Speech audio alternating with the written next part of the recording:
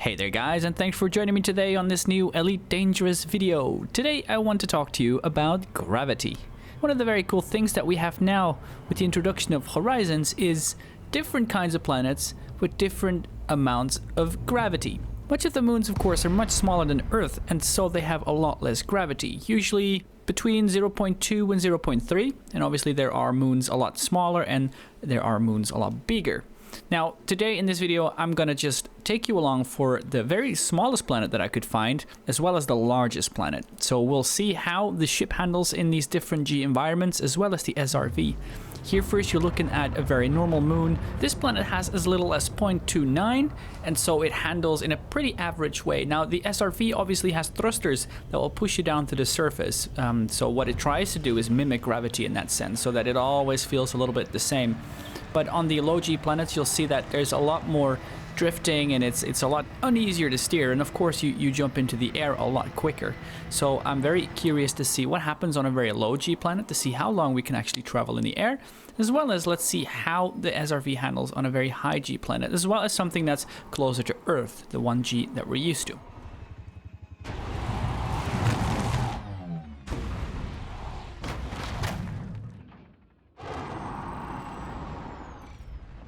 So here's our very first candidate. This planet has what I could find the closest to Earth gravity. It's 1.36, so just 36% more than what we're used to. So what I was very curious about here is obviously the handling of the ship, the drifting that you get, and what you'll see is that flight assist is harder to use as it pulls you down to the planet, of course. Now with the SRV in particular, what I'm curious about is for rally racing and things like that, when you go over bumps, how much airtime do you actually get? And hopefully you'll get stuck to the terrain a little bit more, so you have less airtime and more traction on the surface to help you steer around. So we have a beautiful sunrise here, and this is a pretty cool planet with quite a lot of bumps to try out. Now what you're seeing, if you look closely, is that when I go over a bump, the SRV gets pulled down to the surface of the planet much quicker than what you're used to on those moons. And this is great because it gives you so much more traction time, and it prevents your SRV from spinning around all the time as well. Now you do obviously need to compensate. The thrusters don't last as long because they need more energy to keep you up in the air. Now I'm being quite rough here, as you can see, so I'm getting some damage, but it is really good to see that you get a lot more traction. It handles a lot more like a normal buggy that you would expect, it being, you know, G as we are used to it. So that's really good. Let's take a look and see how the ship handles. So what you can see here is that I'm doing everything to make it drift, and you'll see that it takes a little bit of catching up before you go in the direction that you want. Now, when you go around steep turns, you obviously roll to use your pitch instead of your yaw, and that's where you need to be careful. As you can see there is still pulling down more than what you're used to on a moon, so you just gotta compensate a little bit more to make sure that you don't hit the terrain. That's all you gotta do, and time your boosts so that when you do have that little bit of sink, you can boost up again. In general, it's really not too bad. Here you can see the sink though, that's pretty tough. Okay, so now we've seen a medium G world. Let's take a look at something very different. So this world has 0.05 G. That being said, it still obviously has enough gravity to keep everything down to the surface of the planet. So let's see how we can play around with this low gravity. Let's start off with some ship flight, just to see how the ship handles. And while we're at it, let me just comment that the planets look absolutely amazing. They are very detailed and very impressive. So this being so low gravity, you'll see that the ship handles almost the same as if you were in space. There is still a little bit of sink that hinders the flight assist. However, there is very little, and you shouldn't have any trouble here flying your ship at all. So I'm just gonna find a spot here, touch down, and we'll take a look in the SRV. And right in front of me here is a very cool canyon, so you think we could maybe jump it?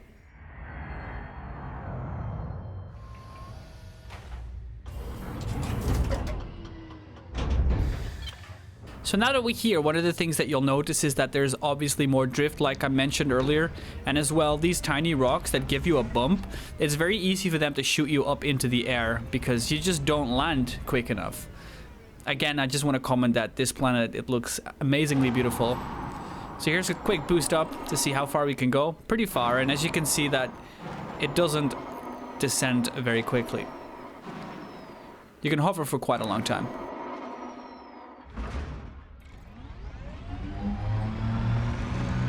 So despite the very low gravity, what you'll see here is that the SRV boosters still do their work and keep you down to the surface, making it quite practical to drive. Careful of those rocks though. Alright, let's see if we can jump that canyon.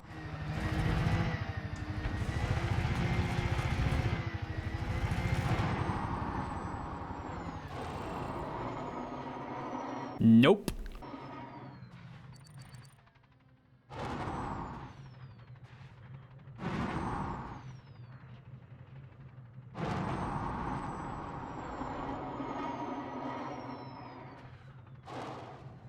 So you can see here, obviously, that we weren't gonna make it. It is way too huge, and despite the low gravity, you can't jump far enough. You do see that the descent is relatively slow, though. However, obviously, the longer you fall, the quicker you go. So the boosters can't break me quick enough.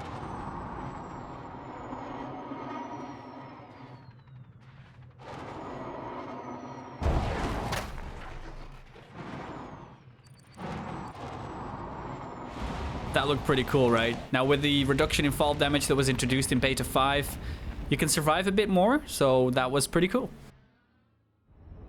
So it's time for us to look at a planet with incredibly high G. So this is the Achenar system, and this is Achenar 3. This is, I think, an infamous planet by now. A lot of people have gone here already, and this planet has almost 7 Gs. And interesting remark to make is that you very quickly notice that the approach to the planet takes a lot longer, because obviously you're being pulled to the planet so much faster that braking is less effective. So the automatic supercruise is taking its time. Here we are in glide, and I'm just gonna play pretty much all of the clip because it's pretty interesting to see the sync after we exit glide. I'll make a small turn in a second, giving us a bit of blackout.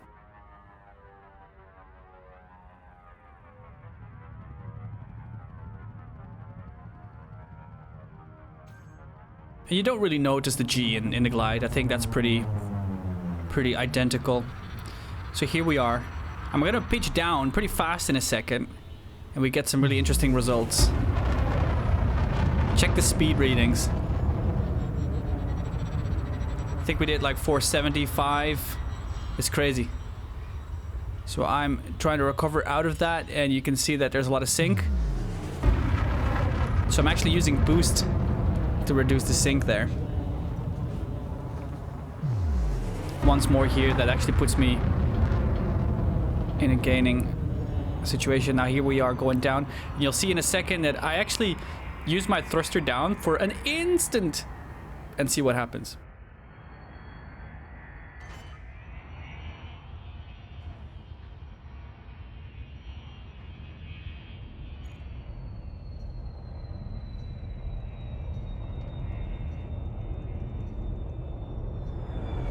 Boom.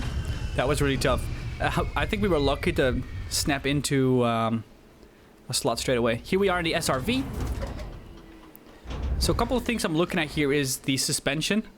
And I have to say I'm a little disappointed there because the suspension animations are pretty generic. I don't think that they change. The suspension itself doesn't seem to be further pushed in now that we're on a high G planet. But I could be mistaken, but it seems pretty general to me. So what I'm looking at here is to see how we are being pulled to the planet's surface.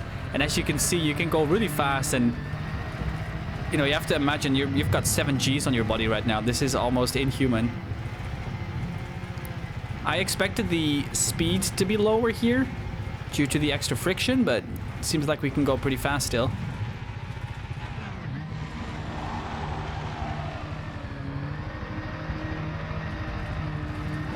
Here's a boost. Now, I'm actually surprised about the strength of the boosters here. You can boost up really fast, and then obviously, boom, you need a lot of strength to recover and make your fall a little steady. But I figured the boosters wouldn't be so strong to push us up into the air. That's a little bit surprising to me. Here's a boost straight up. As you can, you run out really fast. Take a good look at planetary flight here and see how that works. Straight away I'm noticing it's very hard to take off, and obviously the vertical thrusters are working really hard to keep us up in the air. Now you don't really notice it on the video so much, but I'm sinking like crazy here, and the slightest turn is pulling me towards the planet so strongly that you can't really do much. So what I'm going to try is use a boost to go up, and you'll see that that obviously works pretty well. I mean, the boost is pretty strong, but don't let that fool you, because you go down to the planet so extremely fast, and you'll see that in a second. I mean, it's not doable to do any kind of low-level flight here because of the high gravity. It's just not doable.